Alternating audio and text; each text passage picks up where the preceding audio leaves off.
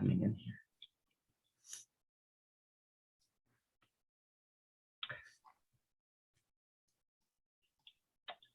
So, good afternoon, everybody. Welcome to this month's educational series. It's the parallels and differences between the IL philosophy and the developmental disability system. It sounds like a long title, and it'll be a lot easier for people once we have our presenters talk about it, and it will go a lot smoother and quicker once they explain it than me try to explain it all. So thankfully, I'm not the presenters today, but we have wonderful presenters. I do, as always, want to begin by thanking Melanie Davis. She is our jewel that we have working before the presentation, during the presentation, and afterwards. But she puts things in our Dropbox. She does everything that nobody sees.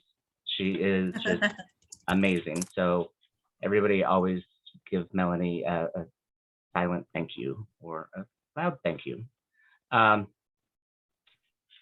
This is still part of our monthly educational series that's made up with 22 different organizations that is called the Nebraska Disability Advocates. And as you can see on the screen, we do have captioning and we do have ASL interpreters. Those are provided by and being made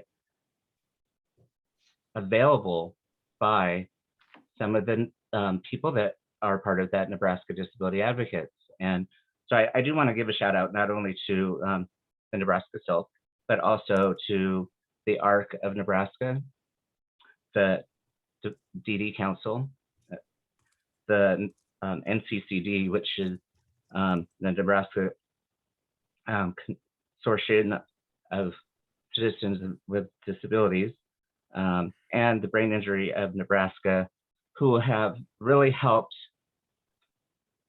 see that this is something that cannot be done without accommodations. We cannot do this without having either CART or ASL. We just can't do it. If they disappeared, the whole educational series would disappear. So this is a vital accommodation needed for this series to happen. And I would think that everybody would agree, these series need to keep going. One thing I would say is, as you're looking on your computer screen, depending on what type of device, whether it's a computer, tablet, whatever, there is a row that shows whether there's a CC button for closed caption that helps with your accommodation. There should be a chat button. There should be a Q&A button. The chat, use any time. If you have a question for the presenters, use the Q&A button.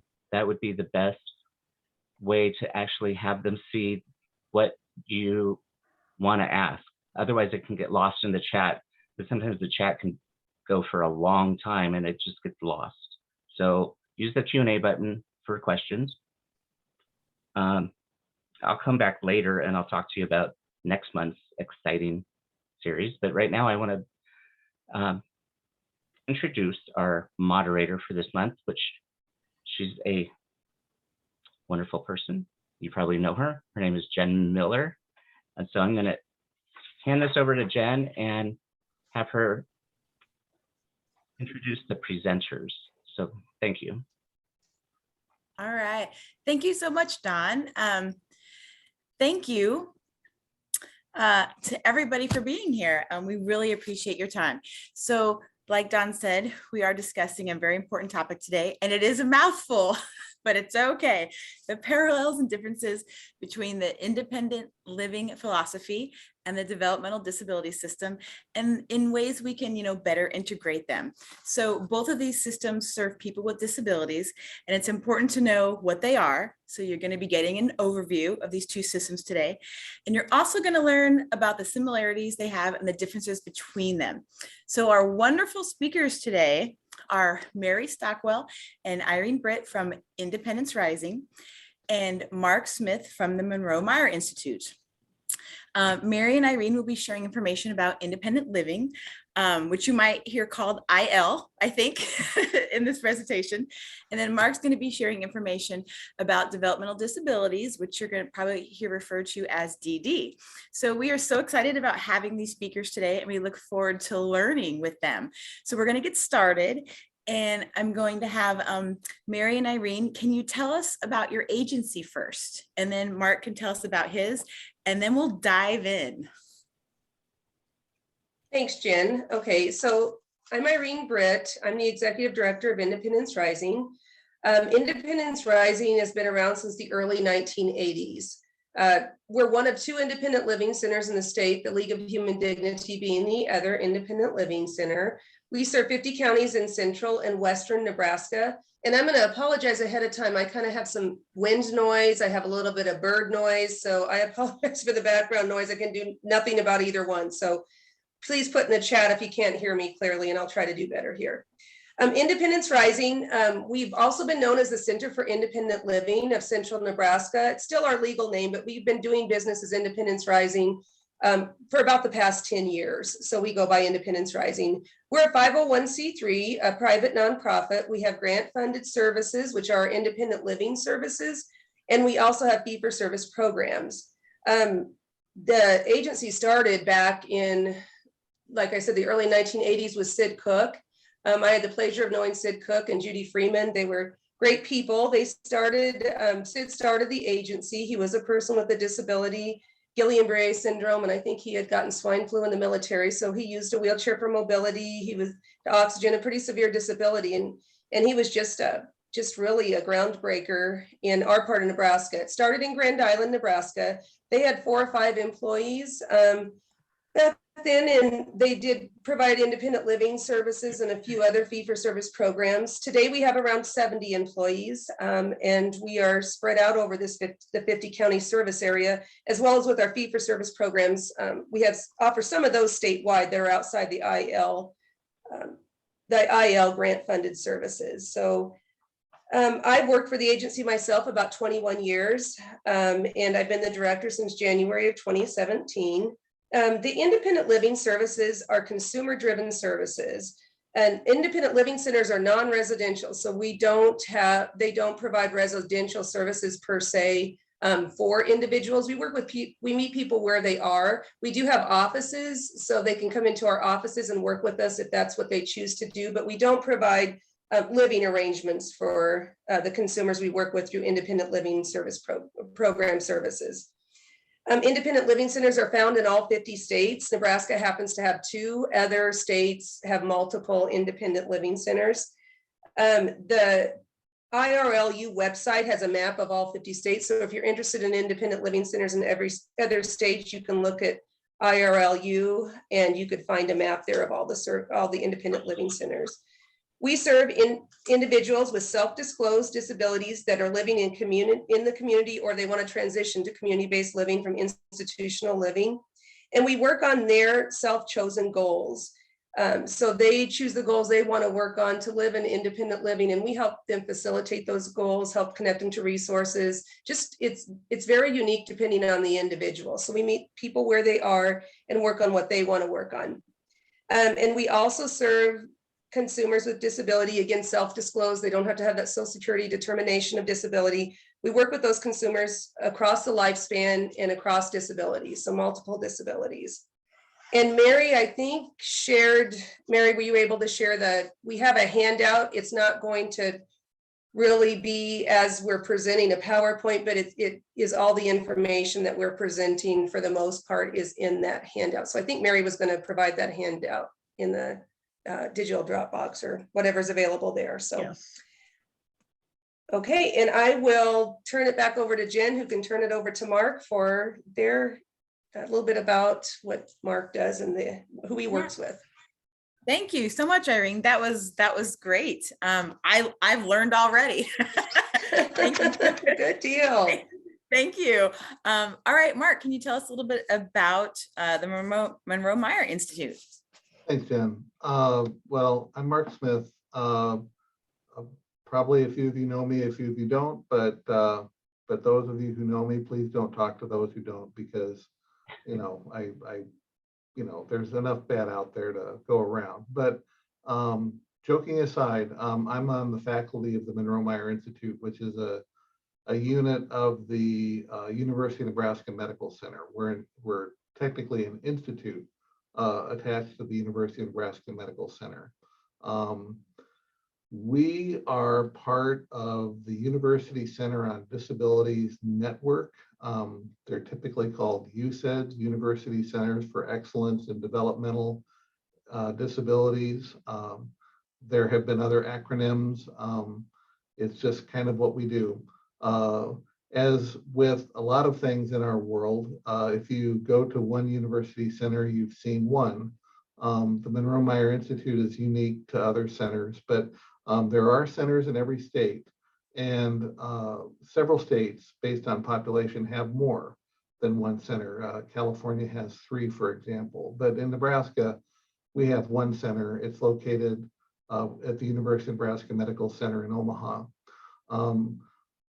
A lot of my work revolves around our University Center for Excellence in Developmental Disabilities, UCED grant, which is a focus on building capacity of services for people with intellectual and developmental disabilities.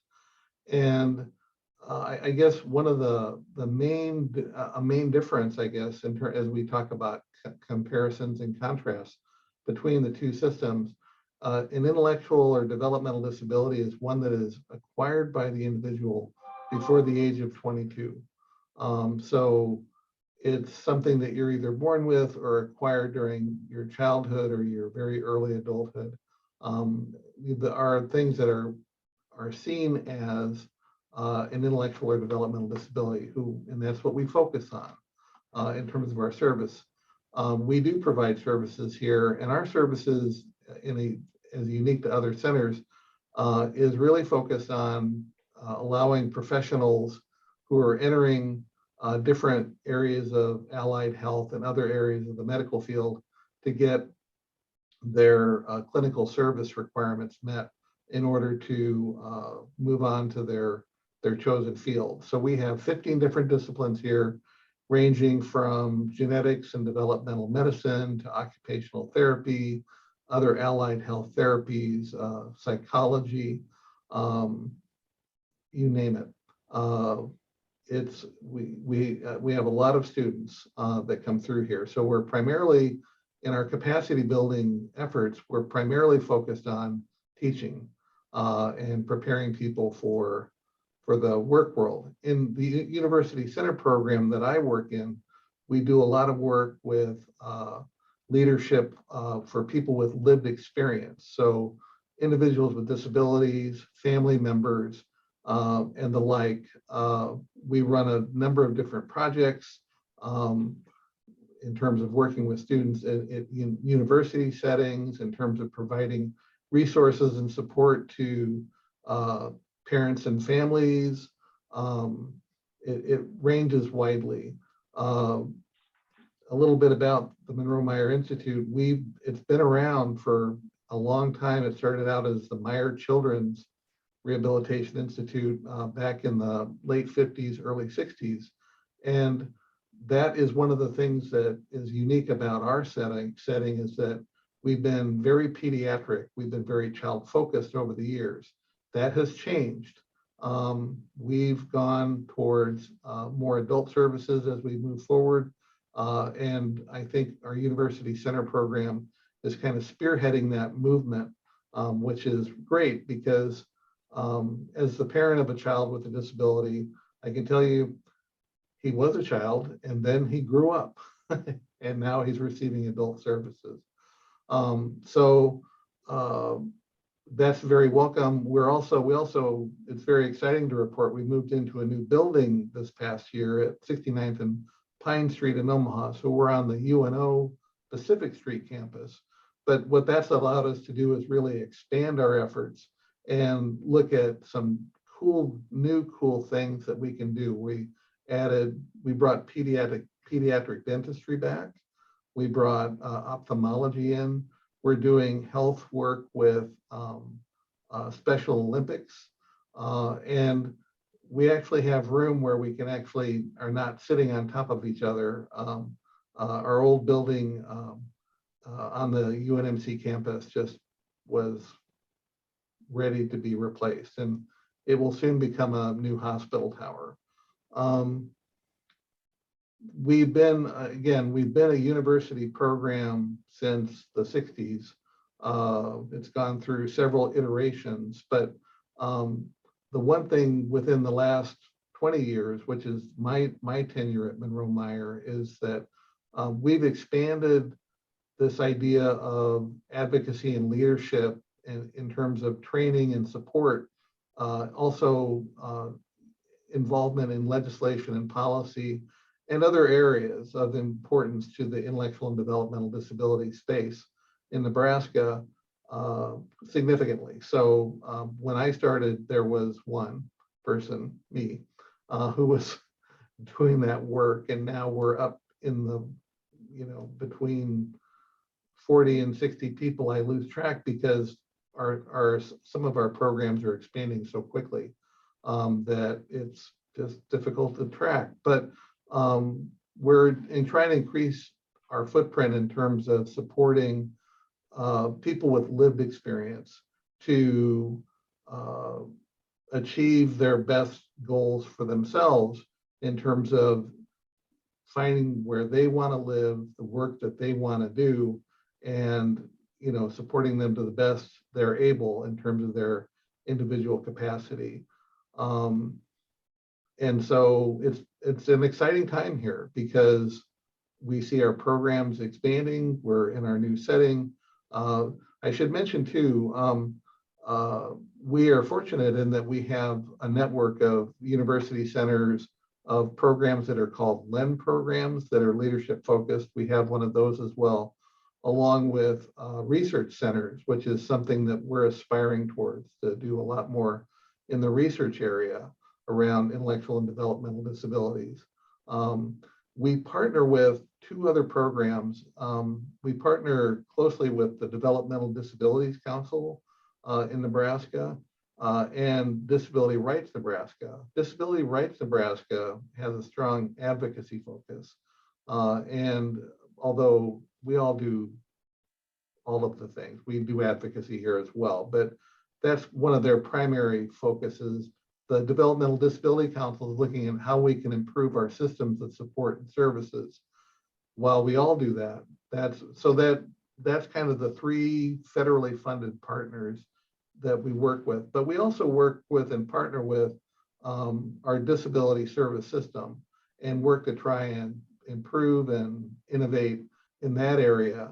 And so we partner with the Association of Service Providers and individual providers with the goal being that we're going to support their efforts to provide high quality services to individuals with disabilities and their families in order that they can lead the best inclusive life, that they have every opportunity to enjoy the outcomes of their access to their community of choice as anybody would. So some of our philosophy goes back to the idea that first, nothing about us without us, that people with lived experience need to be part of the discussion as respects the services that we receive, but then also the idea that community is community for all, and that inclusive communities is I think something we share with a lot of our partners, where that's our end goal, is to ensure that people have the opportunity to live where they want to live, work where they want to work, and recreate where they want to recreate. So just as any of us do. So that's that is fantastic, Mark. Thanks, Jen. I learned too. And that beautiful new facility that Mark mentioned is indeed beautiful. My 19-year-old son goes to the recreational therapy camp there. I want to go there. Like I'm like, can I go here too? Like, I want to spend time there. It is absolutely beautiful. I'm sure I can All work right. that out, Jen. Yeah, can you? I know Absolutely. somebody, so get me in there.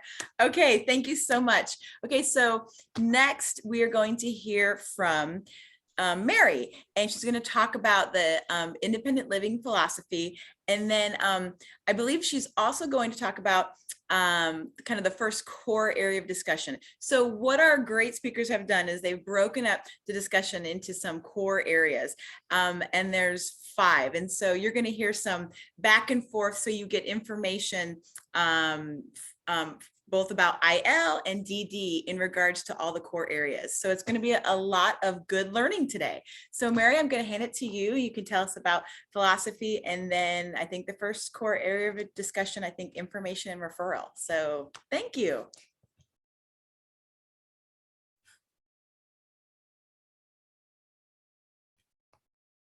Oh, hey, Mary, you're on mute. I'm sorry. No, that's okay. So the independent living philosophy is based on the belief that persons with disabilities have the same basic rights as persons without disabilities to participate in and contribute to community life. It's about persons with disabilities having the right and seeking the opportunity to be self-determined in matters such as living arrangements, transportation, social life, employment, and physical care. Independent living is a drastic shift away from the view that disabled is equivalent to sick or dependent, that persons with disabilities need to be looked after or cared for because they're disabled. IL's fundamental principle is empowerment rather than care. It's about choice, and it respects each person's understanding of what independence is for them. Independent living is controlling and directing your own life and taking responsibility for your own actions. It is knowing what choices are available, selecting what's right for you. Independent living means being as self-sufficient as possible. And it means taking risks and being allowed to succeed and fail on your own terms. Independent living means being able to exercise the greatest degree of choice about where you live, with whom you live, how you live, and where you work and how you use your time. So it means participating in community life and pursuing activities of your own choosing. And then I'm going to talk about information and referral, and I'm using some material from the ILRU website, which is really good. So I want to highlight the critical role of information referral as a gateway to providing SIL consumers with information, knowledge, and resources in an efficient and responsive manner.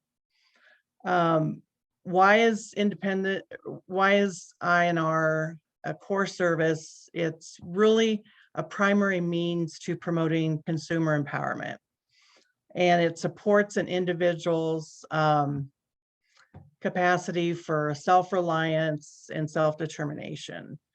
INR provides education, collaborative planning, and problem solving.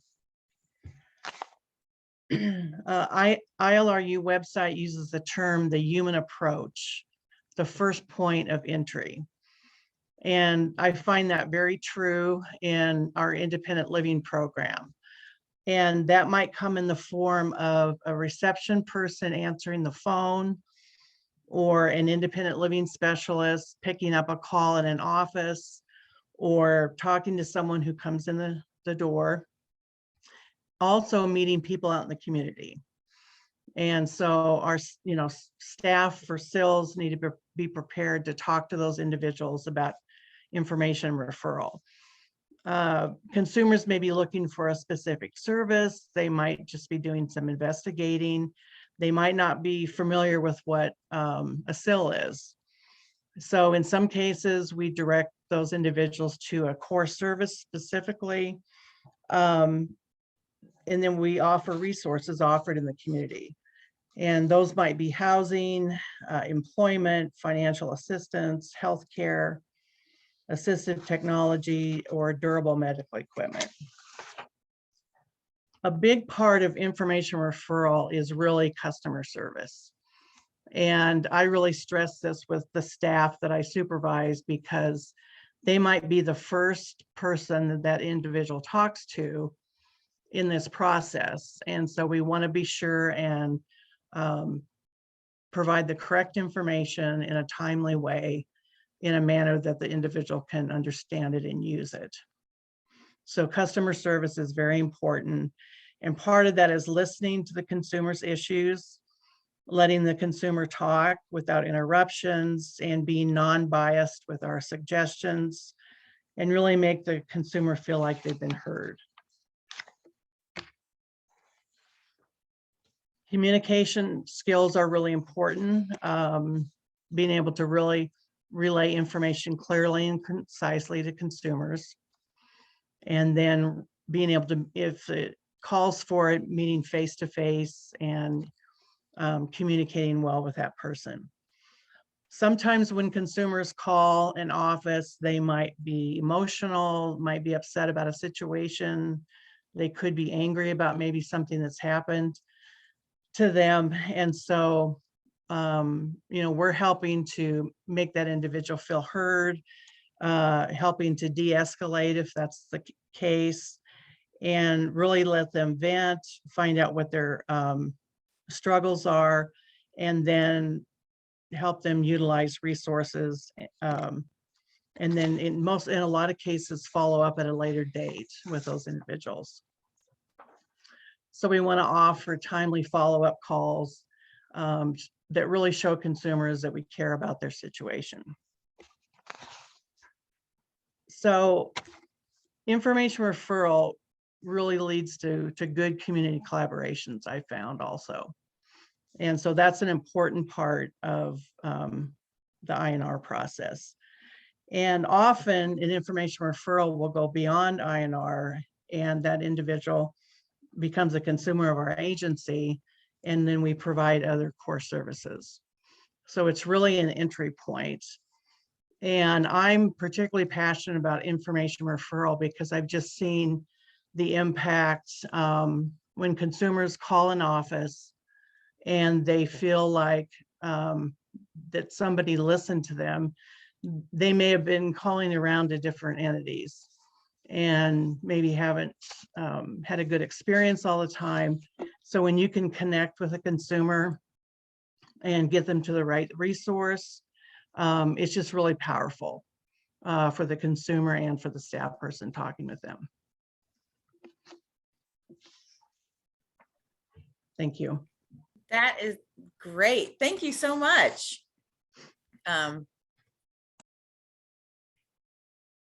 Again, I've learned, this is so great. Okay, thank you so much, Mary. All right, so Mark, we are going to go to you. Can you tell us about kind of the developmental disability system philosophy, and then address that same first core area of kind of information and referral? Absolutely. Thanks, Jen. Well, it's interesting. I found in the course of my work that some of the core philosophies of independent living really map on pretty closely to what we hold as philosophical tenets of within the intellectual and developmental disability networks. The idea of personal choice, of person-centered planning and execution of services, the dignity of risk, allowing people to make choices on their own and address the consequences if they make a mistake, or is kind of like just pretty much regular living. I commented earlier about the movement within our systems to really ensure that, irrespective of what we're talking about, whether it's a service provision, whether it's research, whether it's training, that voice of lived experience, whether it's family or individuals who identify with a disability, that is a critical component and ensures that the audience is hearing the whole story. And so that's something that we hold to very critically. You know, it really comes to, again, I made the comment about nothing about us without us, that that we really want to ensure that, you know, like in the case of my son, services aren't done to him and then we're all fine. No, it's not working for him or doing something to him. It's a matter of working aside him, alongside him, where he's making decisions about his life and are respecting as he's an adult man living in the community. One of the strong tenets of the IDD system is community. You know, we come from a history of highly concentrated congregate kinds of care, where we saw maybe one or two service providers within the state and literally thousands of people lived there. In the late 60s and early 70s, there were a number of lawsuits by individuals and families saying, this is not working for us. And there were a lot of reasons for that. But the congregate care model was leading to very poor outcomes for people with disabilities. And so we saw within this, we saw a deinstitutionalization movement and a movement of many, many people from these congregate care settings to the community. And we see also, you know, Nebraska was one of the first states to have a statewide network of community disability providers. And that's really what our system leans on, is this idea of there are agencies providing round-the-clock services in many cases to people with intellectual and developmental disabilities. And I'll talk about that more as we go on. But one of the real strengths of our system is the philosophy that, you know, just because you have a disability does not remove the fact that you're a human being, you're a person like anyone else. One of the things I argue strongly when I'm, for example, speaking about a family member or someone that I work with, that their disability does not define them, that they have many other aspects that define who they are as a person. Disability is part of that, and I don't want to understate that you know, disability is not part of their lives and part of who they are, but it doesn't define them, and it doesn't define what their lives should be like. That is up to them in terms of their hopes and dreams. I work with a lot of families, and when their child is identified as having a disability, as an example, many times families really are kind of have a sense of loss because they have hopes and dreams for that child, you know. And the one thing that we say is that you can still have hopes and dreams. That doesn't change. They'll be different, you know, perhaps based on, you know, that individual's needs. But we have a very strong belief as a community of professionals and people with disabilities and family members and our associated folks, that with supports, people can be successful. And so that is very critical to our work. Back in the day when we had a gentleman by the name of Dr. Wolf Wolfensberger at the Med Center, he promoted an idea of normalization, that if normal expectations were brought to bear and people were living in where anyone else would live, and that the attitudes of those around them were, you know, to provide them supports where they needed, but not where they're not needed.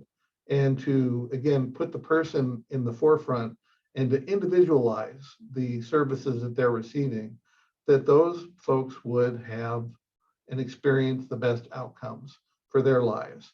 And it's just reasonable.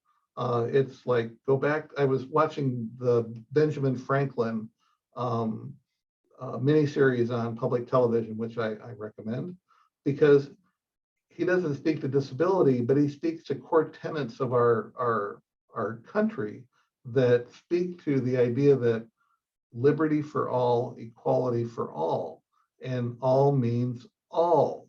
So that's a very critical piece of our philosophy. I want to turn then to this idea of information and referral. I really appreciate that how centers for independent living take that on, because information really is power, and disability is not, it's more common than you might think, but it's not the most common thing, you know, in terms of dealing with it as an individual or a family member. And so knowing how to get the services and supports that one might need is really the capital on which we do our work. And for many years, I did that work in terms of representing our institute as an information and referral source. And I have a drawer full of thank you notes just because it was so needed. You know, Mary talked about people have probably traveled around and tried to find the information, and then if you were able to kind of solve the issue for them, how powerful that is. And we still see that. And we've started programs here to try and get to families and individuals as quickly as we can to ensure that they get what they need as far as identifying services, whether they're the services in the community or whether they're services through the state intellectual and developmental disability service system. We want to make sure that folks are not left hanging and that individuals do not slip through the cracks. Unfortunately, it's a somewhat fragmented approach versus the SIL approach. And so there's just not one place you can always call and get everything you need. And a great example is where Jen's employed at PTI Nebraska. You know, I went there when my son was in school to get answers about his needs in special education because there's a lot of expertise there. But they would not be the folks I would ask about maybe some other area of disability services.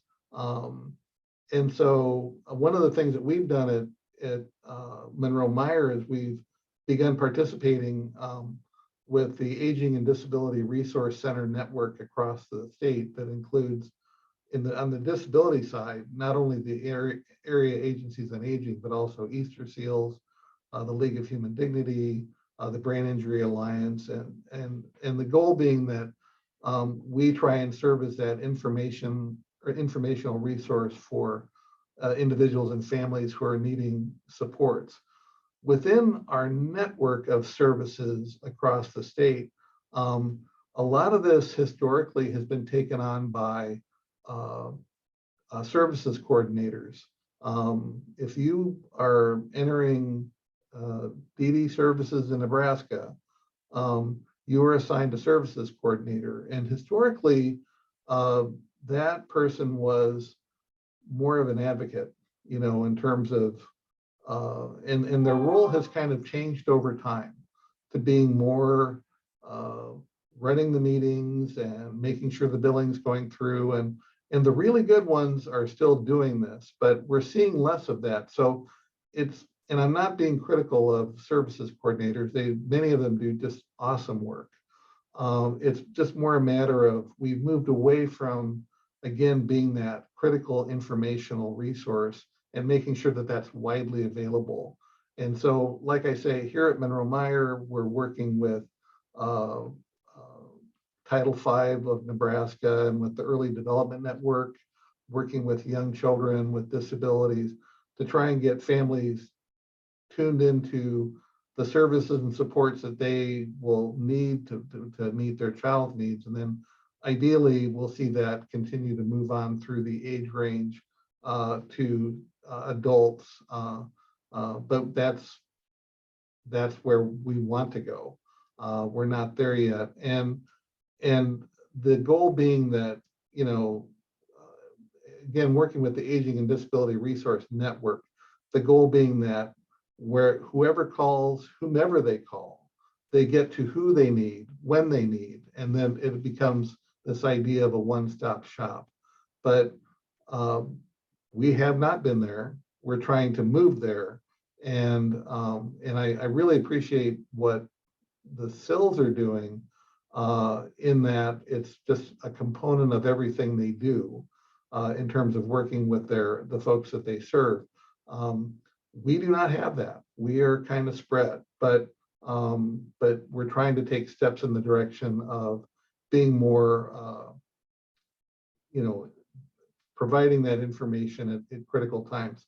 I can remember even back in the day when we had parent to parent within our DD network, and that parents were getting resource support from other families who are trained, and that's part of our program here, parent resource coordinators. The goal being that they have that in common, and then we train them to really support, families of children to get to the services that are going to do the best, the quickest, and ensure that they remain connected. So that's a little bit about our philosophy and information and referral. I'll kick it back to you, Jen, wherever you are. All right.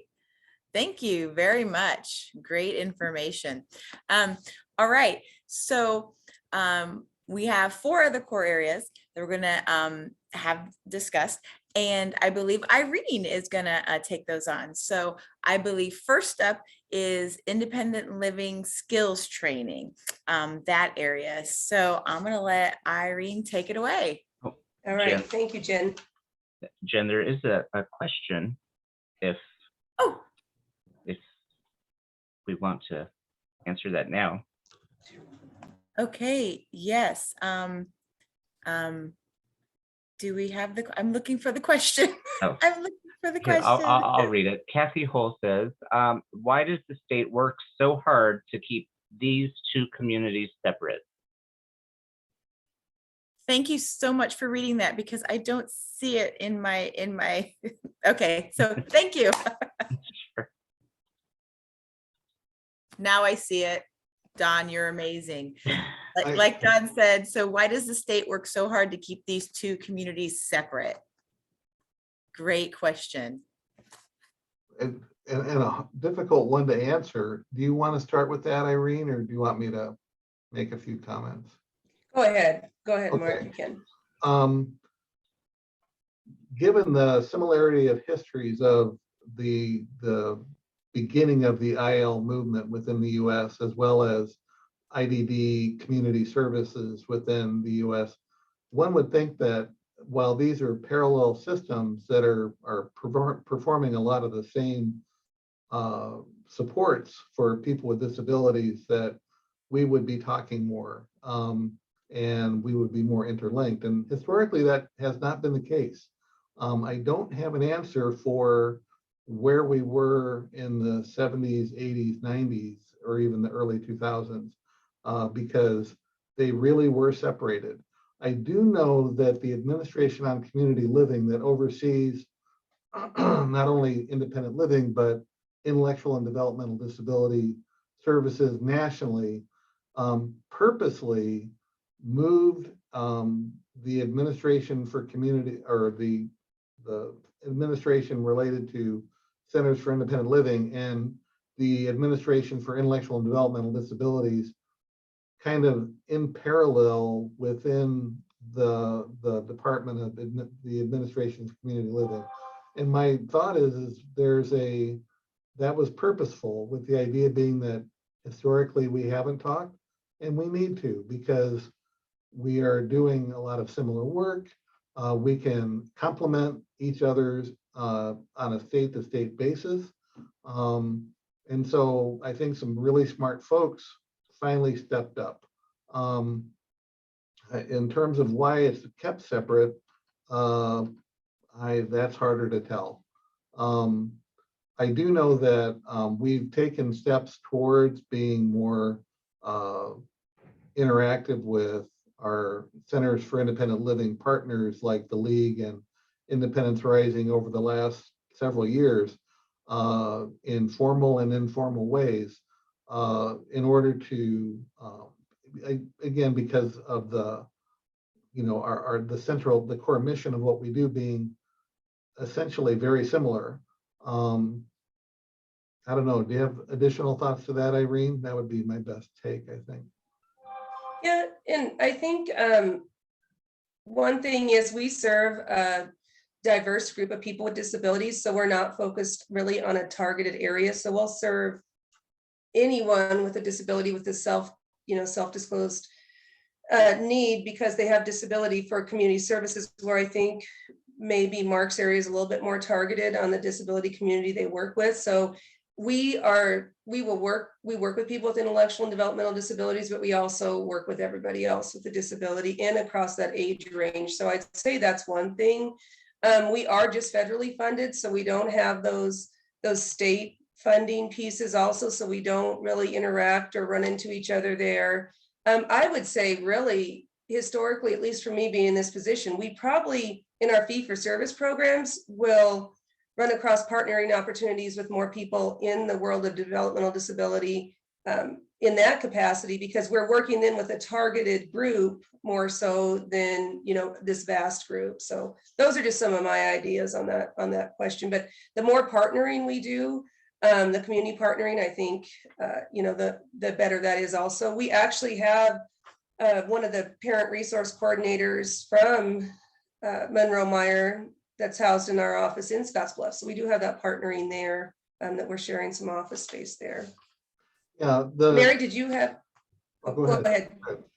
I was just going to see if Mary had anything, but did you have anything to add before that, Mark? I was just going to say that there is a difference in terms of who we find eligible. And I talked earlier about the definition of intellectual and developmental disability. So somebody over the age of 22 who becomes disabled has a quote unquote acquired disability, and they would not be eligible for IDD services in the state of Nebraska. So we are limited while you have a broader mandate. So I just thought that worth pointing out again.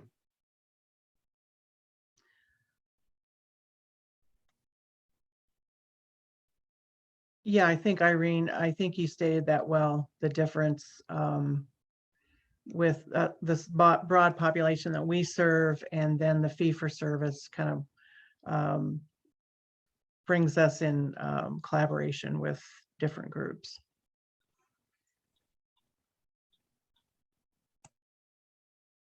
All right, thank you. Thank you for the question, and thank you for those responses. I think, yeah, as a group, it's like we all need to talk. I hear from different presentations from this group and others. We all need to collaborate more, communicate, share, speak the same language, right? And we're getting there. we got more to do though. All right, so that core area of independent living skills training for Irene. Thank you, Jen. And I do want to just add, we do have office locations throughout our service areas. So we have, I believe we have 7 right now. We have an office in Scottsbluff, North Platte, Kearney, Grand Island, Gothenburg, Chadron, and McCook. And this is also in the handout and the contact information. So we are able to meet consumers at those locations.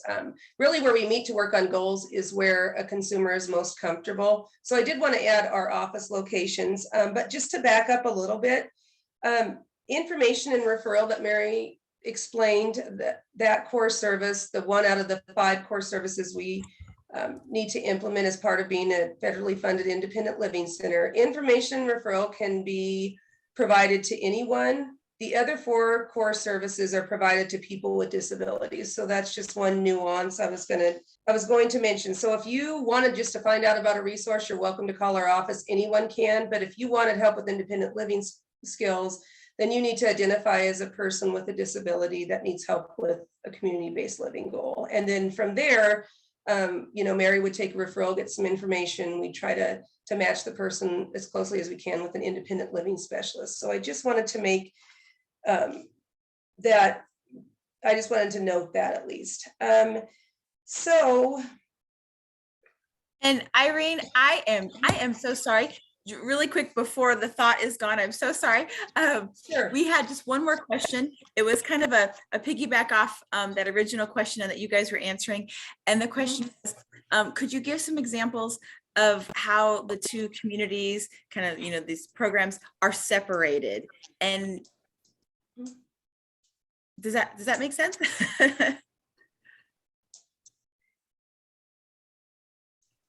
Well, so, yeah. I will just say, coming from, I mean, I won't answer for Mark, but if we are working with a person with an intellectual or developmental disability, a referral would come in to Mary. And this person would be wanting to transition to independent living or be living in the community. And maybe they want to work on, say, finding housing, finding a job. So we would work with the person individually that way. Now, that's not to say that they're not receiving some services through Monroe Meyer or haven't worked with them. We can work with a consumer at the same time.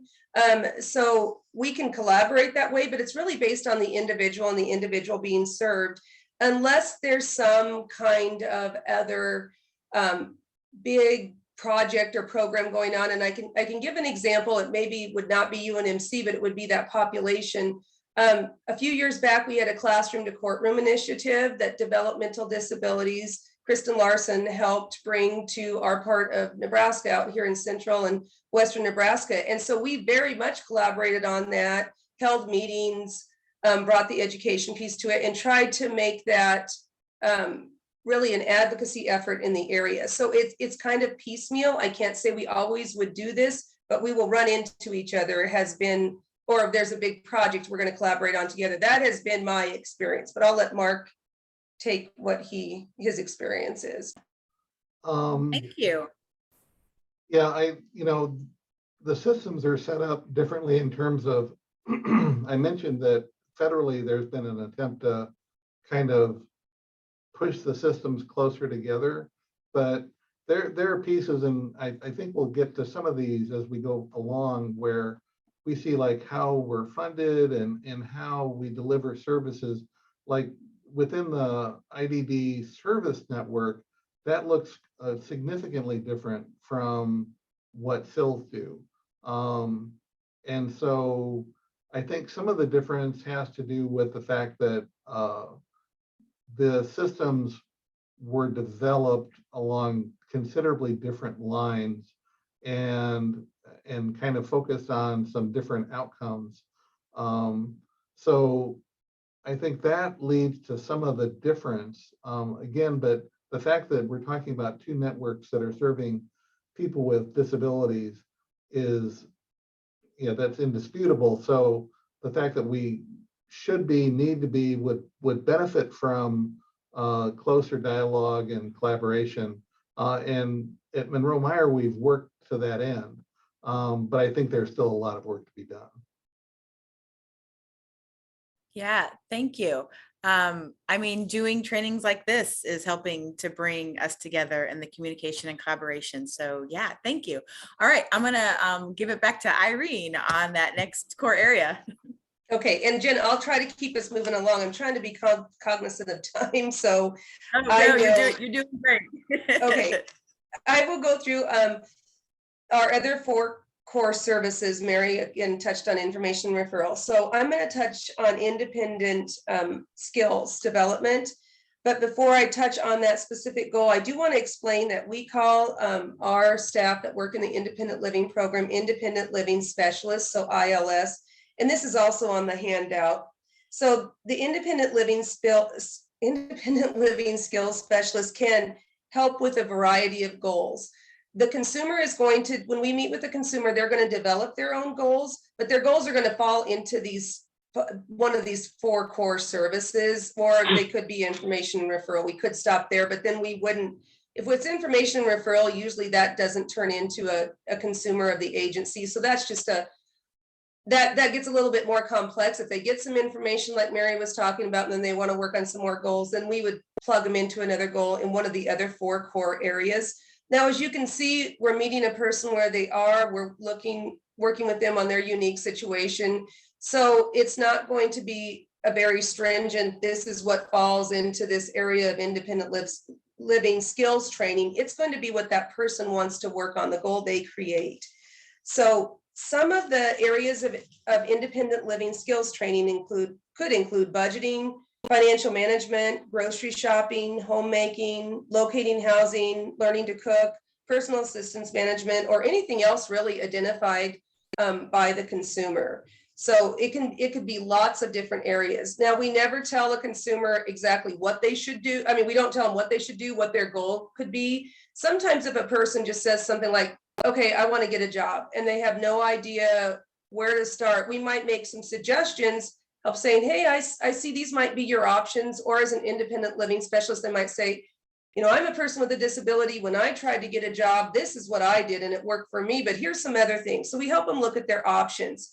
I will say, as an independent living center, we're required to have 51% of our staff in the independent living program that are providing these services be persons with disabilities. And I believe everybody right now that we have on staff is a person with a disability. So we meet that 51% and beyond. Just a little bit on some more information on how we might work with an individual with some of their goals if they're living independent living skills training. We can, again, work with them. If they want us to come to their house, we can come to their house. If they want to meet like in the community at McDonald's and work on something once a week, we could do that. Or if they want to meet once a month, we just have to be making progress towards the goals they're choosing to work on. They can also come to our center. We can meet with them there. So we kind of do all of these three things over our 50 county area, just depending on what the person, the consumer wants to work on and where they want to work on that. So for instance, if they were working on money management, we might help them learn how to put a budget together. We have some budgeting materials. We can get online with them, find some budgeting materials. We can contact, maybe, I think it used to be consumer credit counseling. It might be somebody else to help them, connect them to resources. We could go to a bank and visit a bank with them, help them understand and get through the steps of setting up a bank account, help them learn how to do online banking, auto pay. It's whatever they're choosing to do. So you have a goal, you might have some objectives and then some steps under there to getting to reach that goal. The goals do not, I mean, some goals are short. Some goals might last a year. Sometimes they get done with a goal, they don't work with us for a while, and then sometimes they might come back in 6 months and have something new to work on. So it really just depends on the unique situation of that person. You know, another thing on community-based living, we might help them understand how to order and pick up their prescriptions, get their prescriptions delivered, how to be able to keep appointments, track those kinds of things, maintain a calendar, how to manage attendance, how to interview attendants if they need help with managing and scheduling people to come in and provide personal care or light housekeeping. One thing that we've focused on this year, and I know this is also a national focus, is safety and survival, is how people in how consumers and people with disabilities in a natural disaster can remain safe, get the medical attention they need, know who to alert if there is a weather disaster, some kind of other national disaster, you know, that maybe it could be man-made, any kind of thing, weather and disaster. It's been very difficult for people with disabilities to navigate those sometimes. I know Mary might have a little bit more information on this. We both went to the disaster planning workshops that were held. There was just one in Kearney a couple weeks back. But anyway, with that, we've worked with consumers on helping to make a plan for what if there is a disaster? What if there's a tornado? What do I do? You know, where's my list of emergency phone numbers? So disaster planning, and then just, if that's not a goal a consumer has, just saying, you know, if you're interested in this, we can help you work on this. You know, this is, we've had some training, we know this, but if you're not interested, you know, that's totally your choice. So we can provide that information also.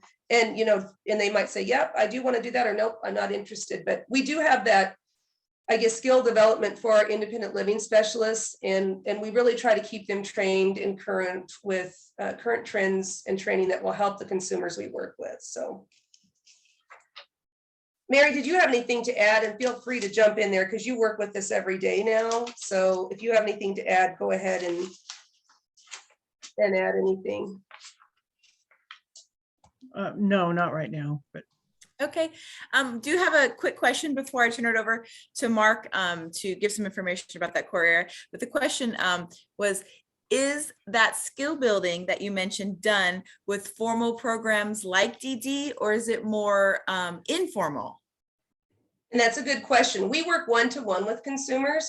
So we will meet with them, just ourselves and the consumer. Now, the consumer can have other people there if they want to, but we're not going to, you know, and again, keeping in mind that we might work with a person with a developmental intellectual disability. This might be a person that does not have a developmental intellectual disability, but they have a physical disability, they have a mental health disability. If that person wants us to attend a team meeting or wants us to attend other meetings with them, we're willing to go attend those meetings also. So there's, without saying this is a wraparound program, there's more of just a wraparound effect if the person wants that. So it's basically, they can ask us to attend meetings, and we're willing to do that, certainly, but we don't include like other service providers in that unless the person wants the other service provider to be there. So it's totally consumer driven and consumer directed. Gotcha. Thank you. Person-centered, right? Yes, absolutely. It is. Absolutely. That makes sense. Thank you. Okay, Mark, in regards to kind of the same core, that independent skills development. Well, that's certainly a component. I'm going to jump over to kind of how our service network goes and then kind of lead it back to what Irene was speaking to. The DD network of services is very team driven. And the teams, our ISP teams, individual service plans, that's gone through several name changes over the years, but irrespective, and it typically is a representative of a provider agency, and there are a number of those across the state, or an independent provider, and there are a number of those individuals who provide services independent of an agency. The services coordinator, the individual, and then perhaps family members or a guardian if that's an issue in place. And there are requirements to, if you are funded to receive services through a developmental disabilities provider, you have these meetings annually, and there are assessments done, and in the ideal, in concert with the person and his or her family, perhaps, a training plan is developed, and that is really focused on the concept of habilitation. Think of rehabilitation as the idea that you are trying to reacquire a skill for whatever reason. Habilitation then is the idea that you may never have had that skill, but we're still going to work on that and work towards the best outcome. Historically, some of these team meetings were very focused on what a particular provider, agency, or individual would have available in terms of work, in terms of living skills, in terms of self-management, all the things that Irene spoke to, and more. But we're seeing a movement over the last several years towards this idea of person-centeredness, that the plan needs to be based on the individual's preferences. And this corresponds to one of our major funding sources for our service network, and that is through Medicaid. The Medicaid waiver system is something that is heavily leaned on by the state to provide funding for intellectual and developmental disability service provision. And the Center for Medicare and Medicaid has pushed very hard in the direction of, if you're going to have waivers so that you can waive parts of the Medicaid requirements, like to have a nurse in a residential setting. Well, if you live in a group home, or you just live with a roommate, or you live with a family, whatever circumstance you may have chosen in terms of the place you want to live, it still comes back to what your choices are. And so that's very welcome, because again, I was going to the idea that historically it's like, well, this is what we have available for you. And it's not what you want, then you need to find a different provider. Well, we're moving away from that model towards the idea that, and again, with the guidance of the Center for Medicare and Medicaid Services, towards the idea that the person makes those choices. The person has rights. The person has rights to, for example, if, to own their own home, or perhaps if they are renting, that they have a rental agreement or a lease, and trying to really, again, that idea of normalizing currently that's termed more the idea of social role valorization. There's some great trainings on that. But the idea is that people with disabilities have the right to a valued social role within their community. So within this network of agency providers, there literally are staff who are providing residential supports, day service training supports, transition to work supports.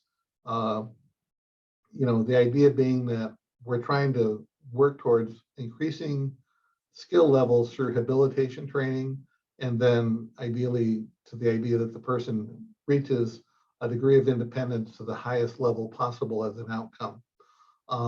So when you enter the DD services network and you receive those services, you're looking at identifying a provider, there's assessments that take place, and then ideally, again, driven by the individual, a plan develops, and then that plan is followed, data are collected, and that's a lot of what the network of services providers are required to do in terms of not only their core work around skill development, but then also there's quality measures in place that relate to that. Again, Monroe Meyer is very strongly involved in some of the quality work that's going on statewide.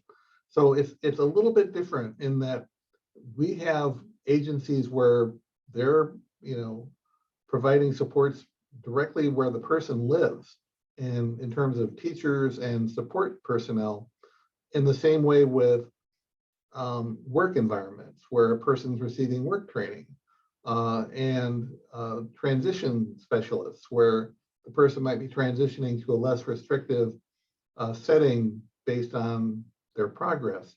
So habilitation is very key to what we do, but it all goes back to, I think, what Irene was speaking to in terms of we're really training, we're really teaching, our staff are really intended to help teach, with that goal being that the person's able to reach the best level of capacity personally that they can, again, and capacity that in terms of what their wishes are, what they want to know, what they want to do for themselves.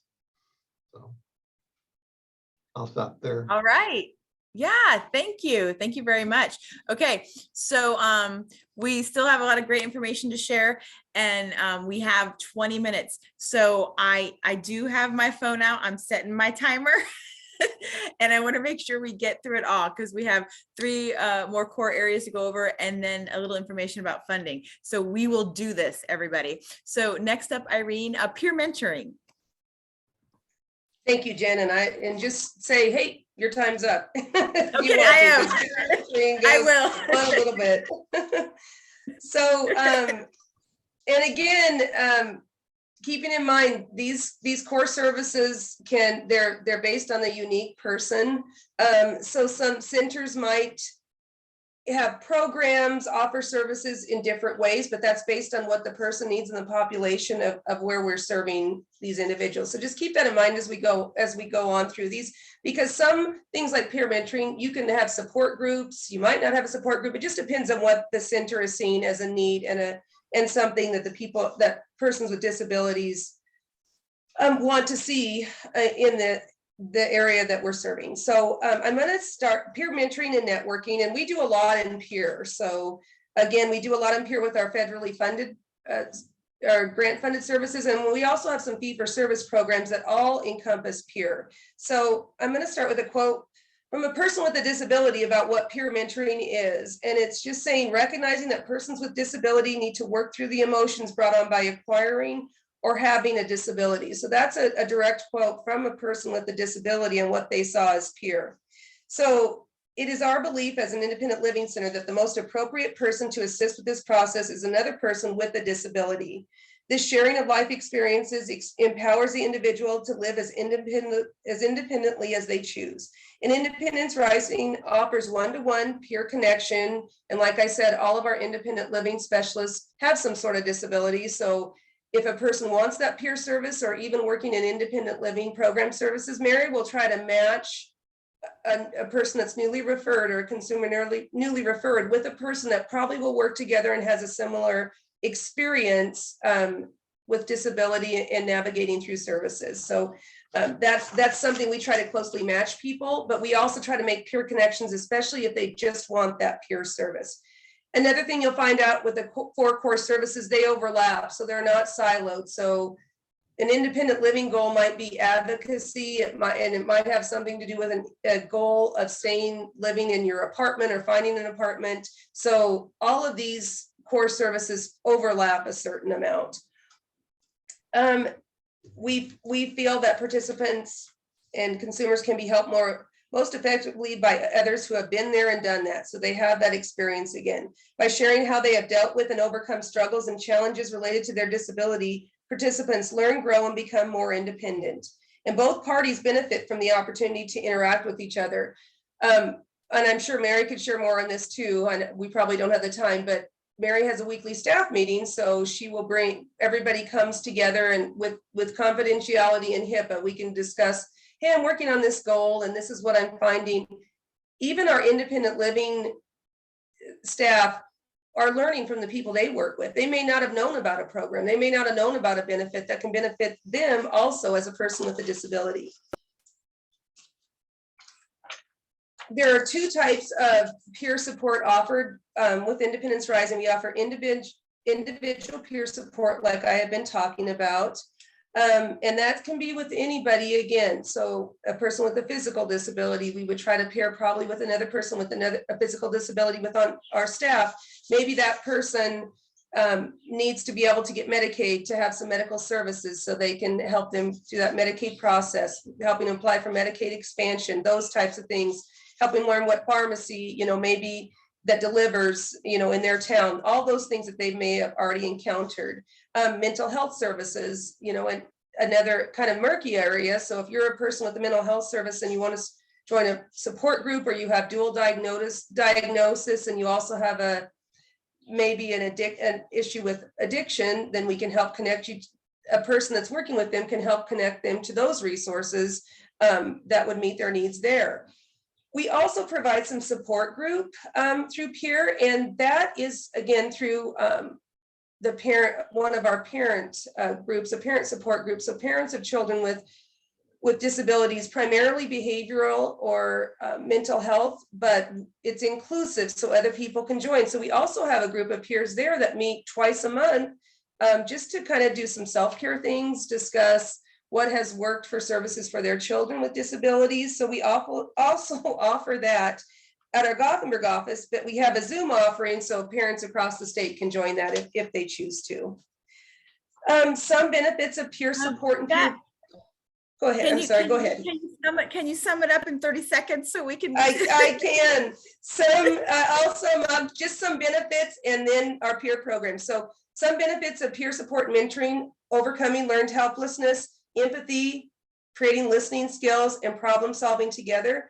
We offer family peer support services, which is the parents of children with the disabilities. We have a new law enforcement peer, which is trying to avert people with mental health issues from entering the criminal justice system when they have something happen and the police become involved.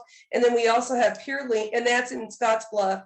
We also have a Peer Link in Kimball and Scottsbluff, the Kimball County and Scottsbluff.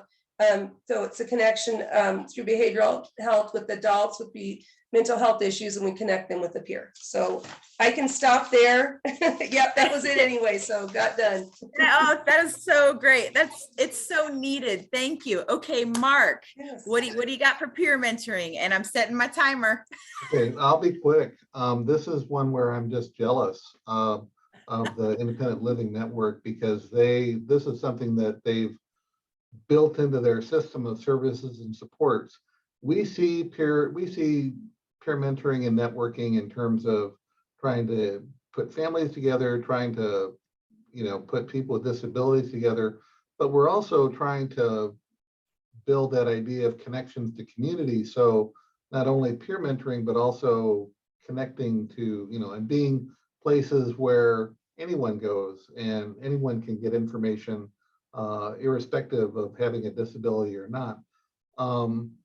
In terms of how that gets done, it's not an institutionalized component of the work that goes on.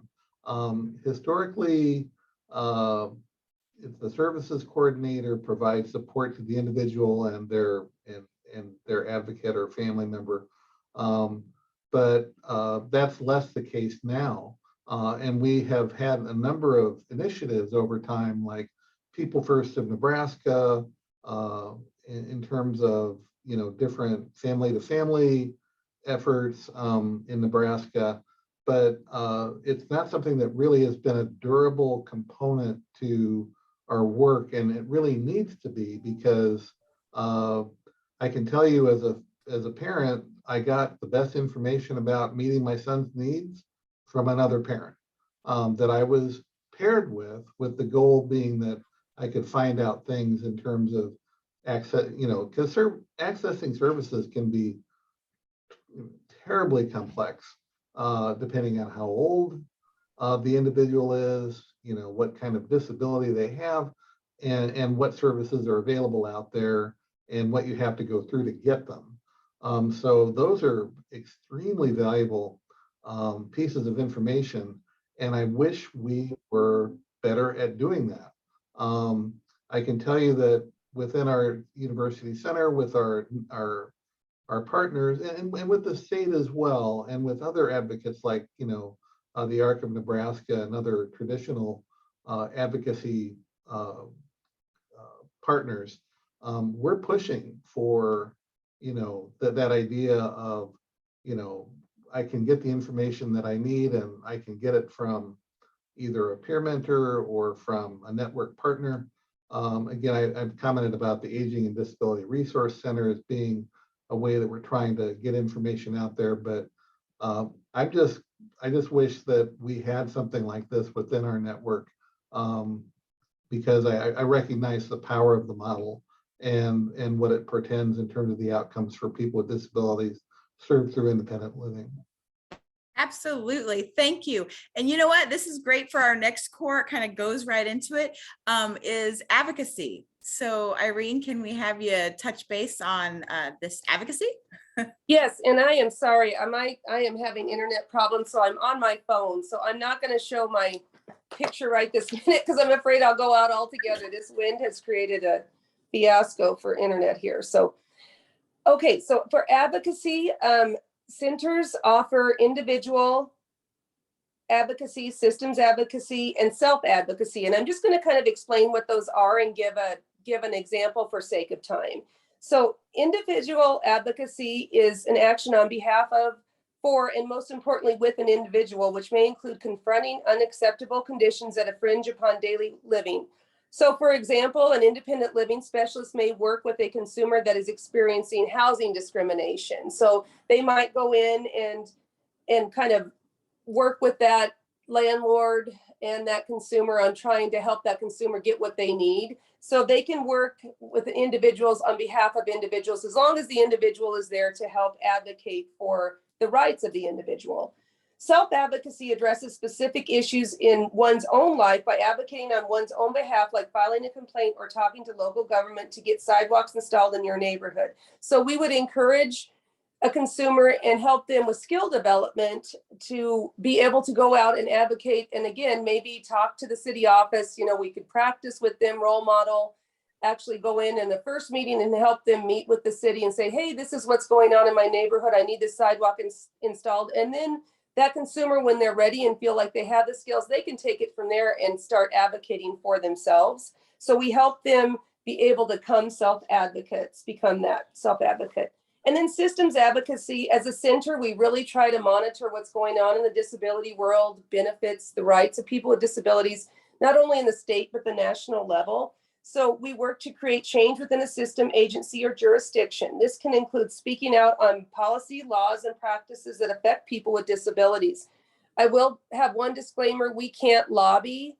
So we can't say, hey, vote for this candidate, but we can look at what these bills are promoting and what they're going to include for a person with disability. So I would say, like Medicaid expansion that came into effect a few years ago, we would be in favor of Medicaid expansion because that would be a benefit for people we work with. So which did happen in Nebraska finally. Some ways that we stay involved in systems advocacy. Just yesterday, some of us attended the ARC senatorial dinner from our agency. We belong to the NCCD group that Don was talking about earlier. We have opportunities to partner with other advocacy groups at times. We monitor services for persons with disabilities in Nebraska. And then we also look at and monitor those nationwide services and participate in trainings like April and Nickel, these regional and national trainings and advocacy efforts across the United States. So that's kind of advocacy in a nutshell. That was really quick, but. Oh my gosh, thank you. Thank you so much. Yes. It's such important information. So what you're saying is important. Mark, let's hear about some advocacy and then we will get to the last core. Okay. What Irene said, Okay, next. we work with our local partners. We're as a federally funded organization and grant. We cannot lobby, but we do work with legislators. We are required to be an informational resource. And we work through our, for example, our community advisory board, which is primarily people with disabilities and parents, along with other professionals, to advocate for, we work in systems that it's not something where you rest on your laurels. You're always trying to move forward and look at the new technology or the new model or the things that need to change. And so we're very active in terms of self-advocacy. That, again, I keep referencing back to the efforts of some of my colleagues and myself on person-centered planning and charting the life course. And some of that work that's going on is so welcome because it's the idea of trying to build leadership. And I've been quite fortunate in that I've been able to work with individuals here as a trainer, but also teach across the state the idea that if we don't say it, if we don't step up, it's probably not going to get said. And so, as Irene mentioned, we belong to the Nebraska Consortium for Citizens with Disabilities. We are able to work within networks across the country to try and promote positive change in terms of services, supports, philosophy, all of the pieces. We have. Hey, Mark, can I cut you off there? Because we only have 5 minutes to do transition and funding. Well, we're very quickly, I'll just say one of the things that we really battle with is that we have an enormous number of people waiting for DD services. And I'll stop right there. Yeah. Okay. Work to advocate for. All right. Yes. All right. The last core area is transition services. So Irene, what you got? And can I just go into transition and do our funding? It might be simpler, and then Mark could just do the same. I'll just take those last two areas. Okay. So oh my gosh, that'd be perfect. Okay, great. Our fifth core service is transition services. And I will say, I have 2 children with disabilities. And so working with the IEP, with the college level disability services is, this is my wheelhouse, whether for good or bad. I know this stuff with kids with disabilities, at least, because I've experienced that for sure. So the fifth core service of transition came about several years ago as a part of WIOA, or the Workforce Innovation and Opportunity Act. And it created this fifth core service for CIL. So transitions, and I'm just trying to hurry through this process, can be youth transition. So that's that youth with disabilities that's trying to transition to adulthood. Generally, they have an IEP or 504 plan, something like that. Although they can just be a youth that says we can work with them in any capacity, even if it doesn't meet that IEP that kind of thing. So, but that's youth with transition. They just have to have a disability for us to work with them. Youth, after youth, there's also reintegration. So a person in some kind of area where they are in an institution, and we can help them reintegrate into the community. And then we can also help them with diversion or avoid going into an institution so they don't have to get institutionalized and then go back into the community. So sometimes I do want to make a note that sometimes people just think of this as nursing home, but it can also be youth that are in group homes trying to reintegrate into the community. It can be individuals that are incarcerated trying to reintegrate into the community. So it can be lots of things, and not just nursing home, but nursing home is a very important part of that. Nebraska doesn't have money follows the person anymore. That used to help with funding. If a person had been in a nursing home for quite a period of time, lost, they didn't have a house, they didn't have belongings. Nebraska doesn't have the money for that. Last I knew, they used to, but there still are home again services. So if a person is going to be eligible for Medicaid waiver, they can tap into some of that funding at times to be able to reestablish a household. And with that, our agency is part of a nationwide SILD project through IRLU that we're working on building even more youth programming. Although we have quite a bit of youth programming, we want to have a comprehensive set of services that are easy to access. And then moving into funding, our agency receives Part C and Part B funding, grant funding for independent living services.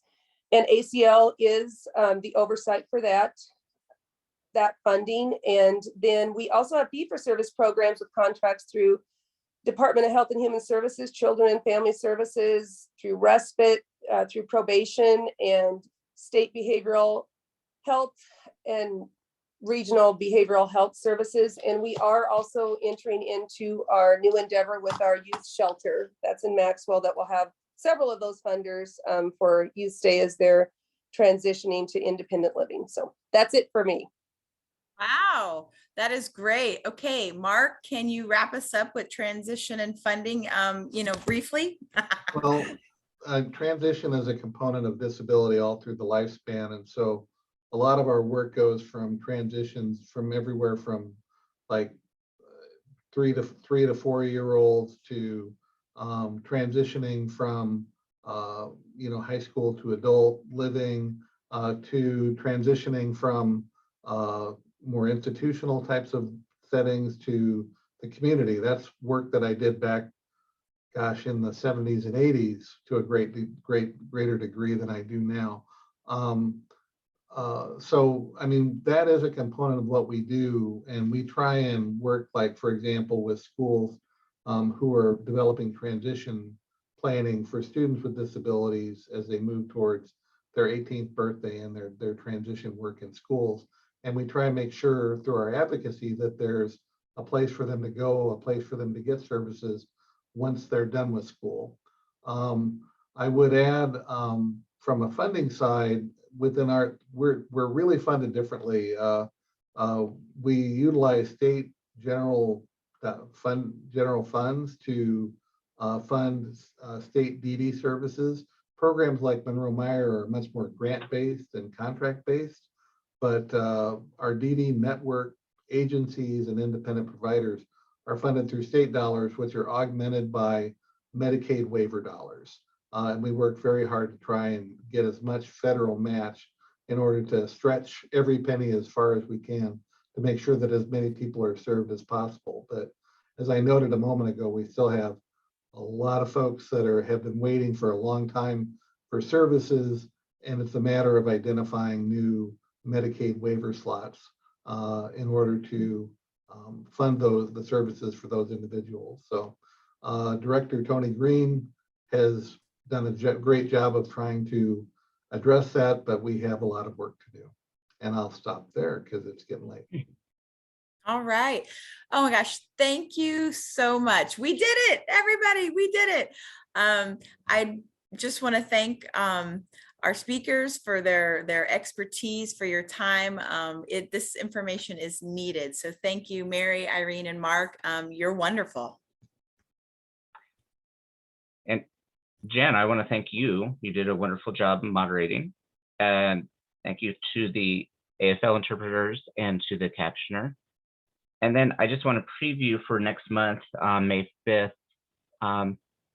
Most of you have heard of 211, maybe know what it is, maybe not.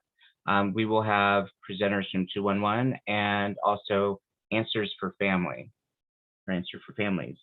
So that will be next on the 5th, the first Thursday of every month. So stay tuned for that. Thank you for staying all the way a little past our time today. I think it was well worth it. Something that I don't think any of us could have ever described. So thank you all. All right, thank you. All right, thank you. Have a good day. Stay warm.